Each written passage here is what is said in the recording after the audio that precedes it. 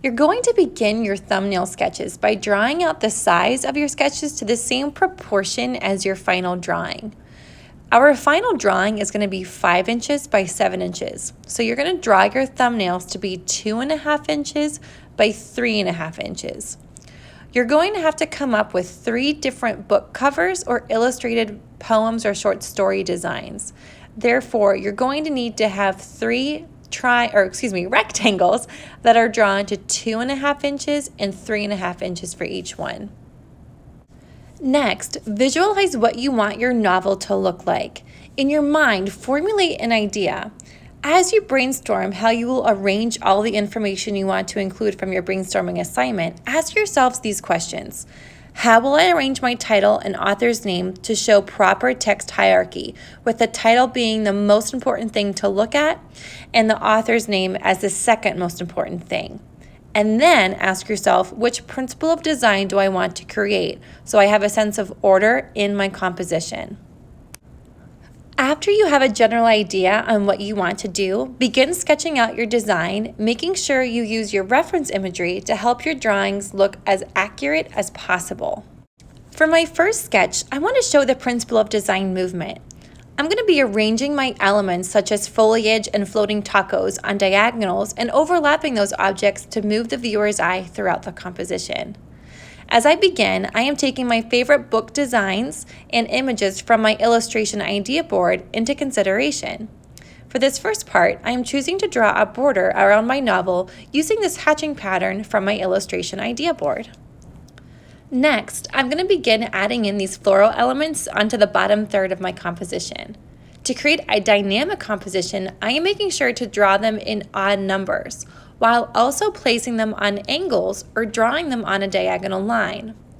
I am careful to draw a close depiction to where I want them to go, but keeping the drawing loose so I don't spend too much time on it. Remember, these are thumbnail sketches, and thumbnail sketches are meant to be loose depictions of a composition. When you're approaching them, you need to approach it with an attitude of experimentation. Therefore, don't focus on getting everything too perfect.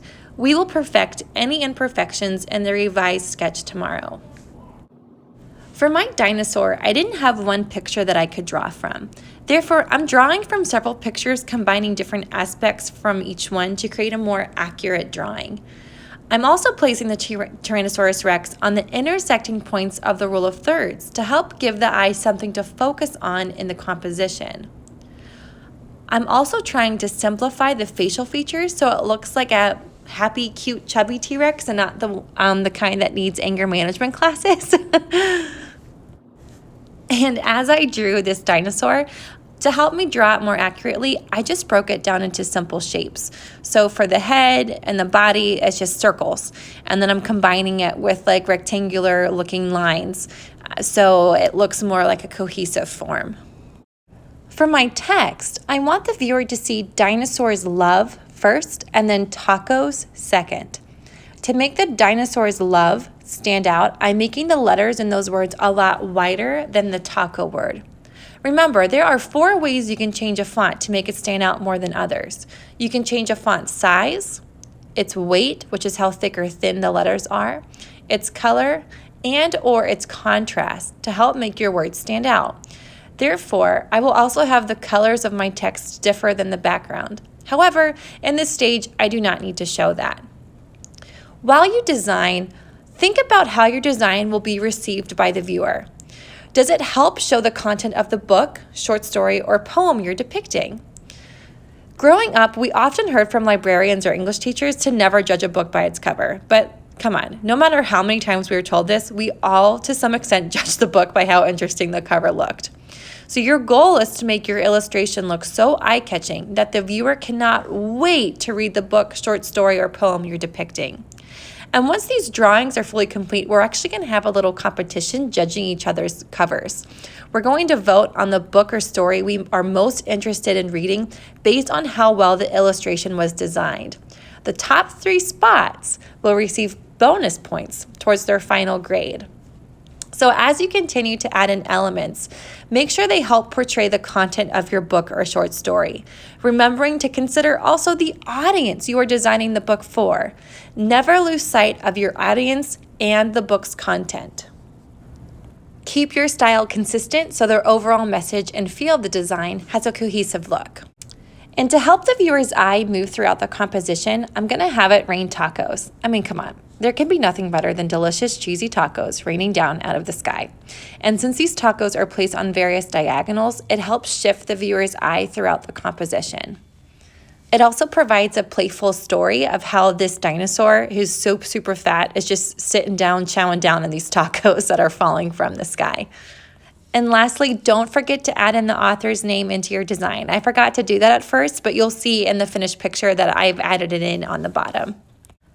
After you finish your first thumbnail sketch, take a second and analyze how well it turned out. Is it well composed? Is there too much going on? Not enough going on? Did I follow the rule of thirds? Am I even showing the story's content clearly? For mine, I was worried I may have included too many elements. So for my second design, I wanted to simplify it. You may choose to do a variation of the first design or do something completely different like I'm about to do. Whatever you decide to do, make sure you are applying font hierarchy so the title is the first thing the viewer sees and the author's name is the second. The subject matter should also clearly illustrate the book, short story, or poem's content. The design should be well composed, showing a principle of design being focal point, balance, movement, rhythm, and/or unity and harmony. Make sure to apply the rule of thirds, placing all important elements on the intersecting lines, and try to keep your illustration simple and eye-catching. You are required to complete 3 different designs for this project.